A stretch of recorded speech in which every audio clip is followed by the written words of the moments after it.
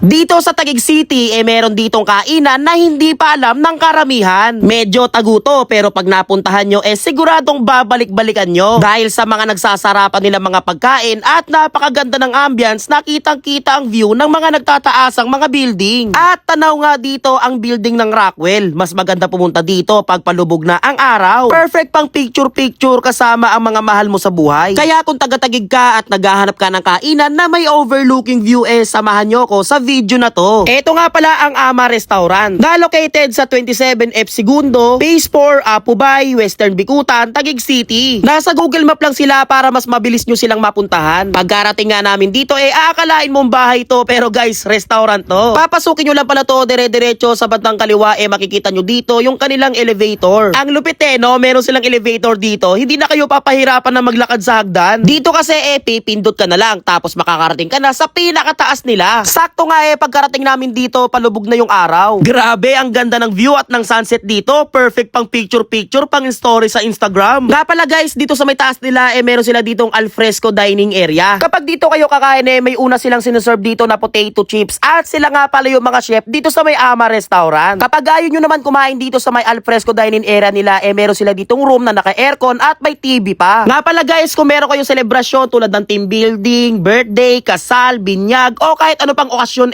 dito kayo sa may Ama Restaurant. Napakaganda ng place dito guys. Pwede kayo mag-book sa kanila. Mag-message lang kayo sa kanilang FB page. Kapag Monday to Wednesday, open sila ng 5 PM to 10 PM. Sa Thursday naman, close sila. Sa Friday to Sunday naman, open naman sila ng 11 AM to 10 PM. Okay yung mga pagkain nila dito guys, talagang quality. Hindi to mura, hindi rin mahal. Pero sakto lang. Baka isipin nyo, mahal yung mga pagkain dito guys Hindi po, good for sharing kasi to. Nga pala guys, baka mapansin nyo bakit sila hindi naka-gloves habang nagluluto. Huwag kayo mag-alala dahil minuminuto silang naghuhugas ng kamay. At yung mga chef pala nila dito hindi gumagamit ng mga instant pampalasa sa mga niluluto nila mga pagkain. Pag nagluluto sila from the scratch, hindi sila gumagamit ng mga seasonings o iba pang mga pampalasa. Grabe no, quality yung mga pagkain nila dito. Pero sa presyo masasabi kong sakto lang. Hindi mura, hindi rin mahal. Good for sharing na rin kasi ang mga pagkain nila dito guys. Tulad na lang ng kansi, siomai, Typhoon Shelter Prawn, Kinilaw, Chow Fan, Scallops, Char Siu,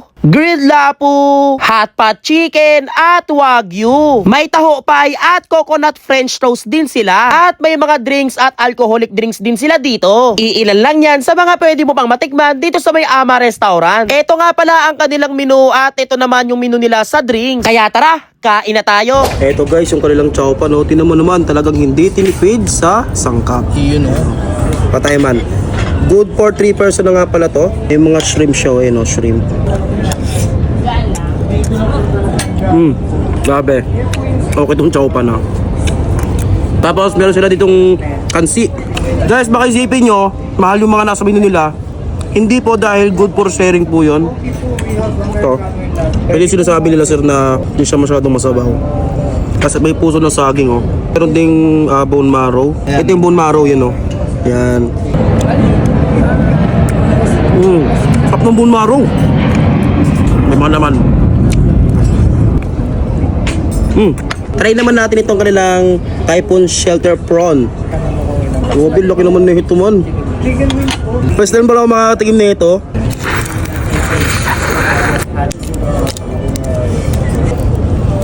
Grabe, panalo to guys. Ang laki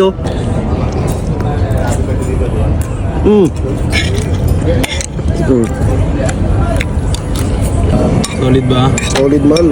Meron sila dito siomay Laki ng siomay man. Homemade yan tol. Homemade siomay.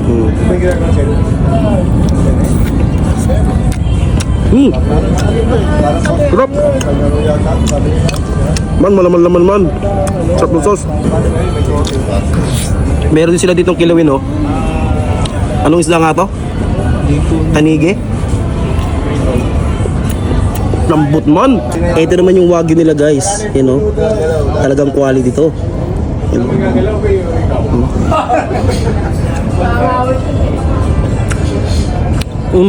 Grabe yung katas man. Ang sarap. Medium rare man Papula-pula. Lagyan natin dito.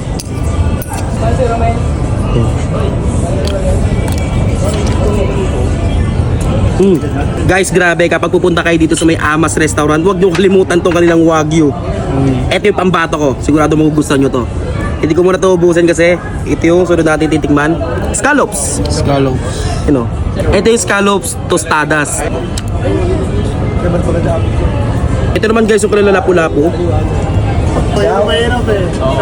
Ano yan man? Uy, naglag. Tikman muna natin. Sarap ng pagka-iyaw dito ah. Pagka-grill. Ito naman yung kanilang charzu. Bale, local pig nga pala to guys. Yung black pig. Kumbaga ito daw yung ano eh, yung wagyu na baboy. Uy. Diba? Tignan nga natin to. Kakaba yung texture ng meat ah. Mismo. Sarap man. Pero din sila ditong drinks ha. Yan o. Iced tea. Ito naman guys yung kanilang hot pot chicken. Kumbaga ano to eh, buong manok na walang buto. Boneless. Mismo. Okay. Yun, walang buto yan, idol. Patay man. Love. Guys, walang halong biro. Okay yung mga pagkain dito. Panalo. At kung gusto mo mag-chill dito, meron din sila dito mga beer. Iba't ibang klase mga beer, pero ito yung nakaagaw pansin sa akin. Tingnan mo naman yung pangalan, no? Encanto. Diba? After mag-food trip, meron din sila ditong dessert, guys. So, ito, coconut French toast. Grabe, may ice cream show.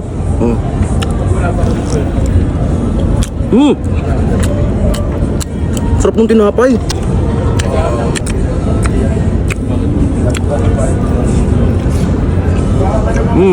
Ito, kakaiba rin tong dessert na to. Ito yung taho pie. Tignan nga natin.